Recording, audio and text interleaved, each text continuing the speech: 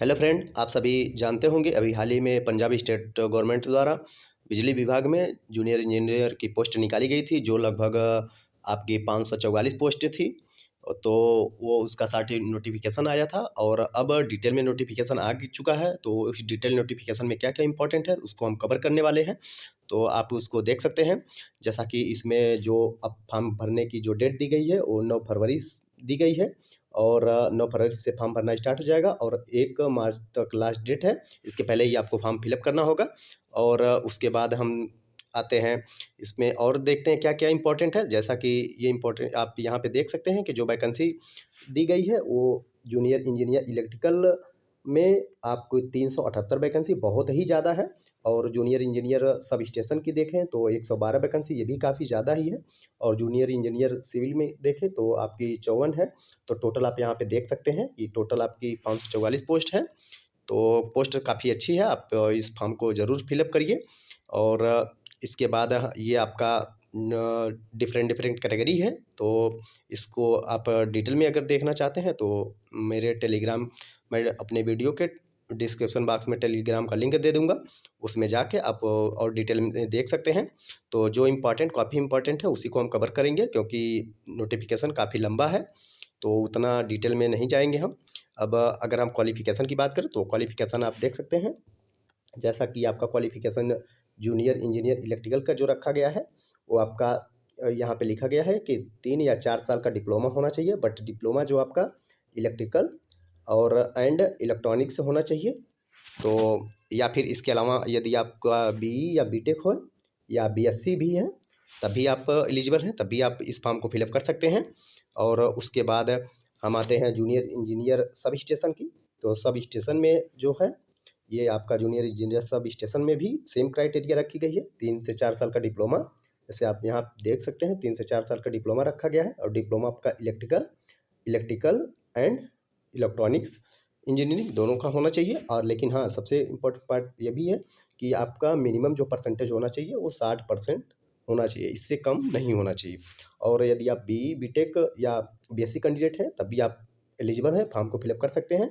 लेकिन हाँ, क्राइटेरिया तो वही है कि इलेक्ट्रिकल आप यहाँ पे देख सकते हैं कि जैसे इलेक्ट्रिकल एंड इलेक्ट्रॉनिक्स इंजीनियरिंग से आपका बी या बीटेक होना चाहिए सेम। और इसी तरह हम नेक्स्ट की बात करें तो नेक्स्ट में आप ये देख सकते हैं जूनियर इंजीनियर सिविल की जो आपकी ये है, जिसमें 54 पोस्ट लगभग दी गई थी। तो इसमें भी वही रखा गया है, इसमें भी आपका बीटेक का और डिप्लोमा दोनों रखा गया है।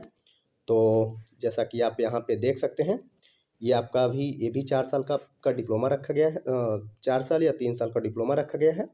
और डिप्लोमा भी आपका इसमें जो डिप्लोमा रखा गया है इसमें आपका ये देखते हैं कि इसमें कोई ऐसा क्वालिफिकेशन तो नहीं हाँ, इसमें देखिए यहाँ पे लिखा गया है कि आपका सिविल इंजीनियरिंग से होना चाहिए। तो ये चीज़ वही कैंडिडेट फॉर्म को फिलअप कर सकते हैं जो सिविल से अपना बी या बीटेक कंप्लीट किए हैं, तो वही इस फॉर्म को फिलअप कर सकते हैं। और इससे इम्पोर्टेंट एक बात और है, क्योंकि इसमें क्या मतलब है कि इसमें एक चीज़ ये रख दिया गया है कि आपकी जो पंजाबी आपको आनी चाहिए। यहाँ पे आप सीधा देख सकते हैं कि जैसा नॉलेज एंड क्वालिफिकेशंस आप पंजाबी, आपको पंजाबी आनी ही चाहिए। और एक मिनिमम क्राइटेरिया रखी दी गई है कि जैसा कि आप देख सकते हैं कि आपका पंजाबी जो है एटलीस्ट मैट्रिकुलेशन या इक्विवेलेंट लेवल होना चाहिए। अर्थात आप इसको जान सकते हैं कि जैसा कि आप हाई स्कूल या 10th का आपको आप पंजाबी में पास होना चाहिए आपका। या अगर हाई स्कूल या 10th नहीं पास है, इसके अलावा अगर कोई भी मतलब इसके इक्विवेलेंट, इसके समकक्ष कोई भी आप डिग्री मतलब कोई भी शिक्षा प्राप्त किए हो वो पंजाबी में होना चाहिए। ये चीज़ मिनिमम क्राइटेरिया रखी है। तो इस चीज़ का वही कैंडिडेट फॉलो कर सकते हैं, वही फॉर्म भर सकते हैं जो जिनके पास या जो पंजाबी में मतलब हाई स्कूल पास किए हैं। तो और अगर हम एज क्राइटेरिया की बात करें तो एज क्राइटेरिया जो आपका रखा गया है यहाँ पे आप देख सकते हैं कि मिनिमम जो आपका है 18 साल रखा गया है और मैक्सिमम आपका 37 साल रखा गया है। तो उसके बाद और हम देखते हैं क्या इम्पोर्टेंट है। तो उसके बाद कोई विशेष इम्पोर्टेंट तो नहीं अब है। और हाँ, एक चीज़ ये भी है कि अगर हम फ़ीस की बात करें तो फ़ीस आपकी देख सकते हैं सभी कैटेगरी के लिए 1200 रुपये फ़ीस रखी गई है। और उसके बाद 1200 प्लस ये जीएसटी जोड़ के आपका 1416 रुपये रखा गया है। और यदि हम एससी एसटी और पीडब्ल्यूडी की बात करें तो 750 प्लस जीएसटी जोड़ के 885 रुपये रखा गया। फ़ीस तो काफ़ी ज़्यादा है। तो ये तो वही कैंडिडेट फॉर्म फिलअप कर सकते हैं जो एलिजिबल हैं और जो जिनको कॉन्फिडेंस है कि मैं एग्ज़ाम निकाल लूँगा, क्योंकि ज़्यादा पैसे बर्बाद करने से कोई मतलब नहीं है। तो लेकिन अब नोटिफिकेशन जारी किया गया है तो आप इसको देख सकते हैं। और तो कुछ ऐसा विशेष रही बात एग्ज़ाम की, तो एग्ज़ाम में आप देख सकते हैं जो क्वेश्चन पूछे जाएंगे 70% आपका 70 क्वेश्चन जो होंगे आपके उसी डिपार्टमेंट से होंगे, मतलब टेक्निकल से होंगे।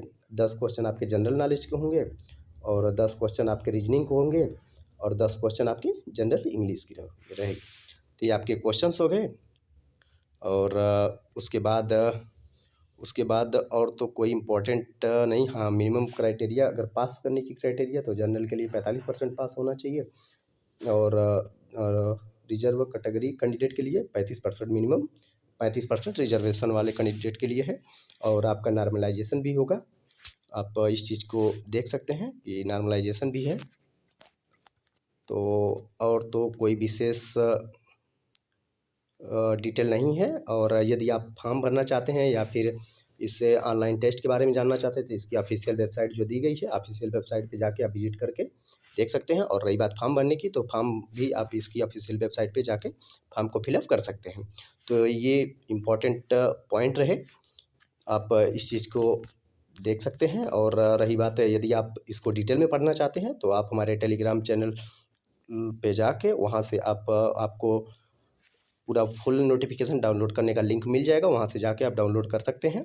और ऐसे ही नई जॉब अपडेट पाने के लिए आप हमारे साथ जुड़े रहिए। वीडियो पसंद आए तो एक लाइक ज़रूर करिए और अभी तक यदि हमारे चैनल को सब्सक्राइब नहीं किया है तो सब्सक्राइब कर लीजिए।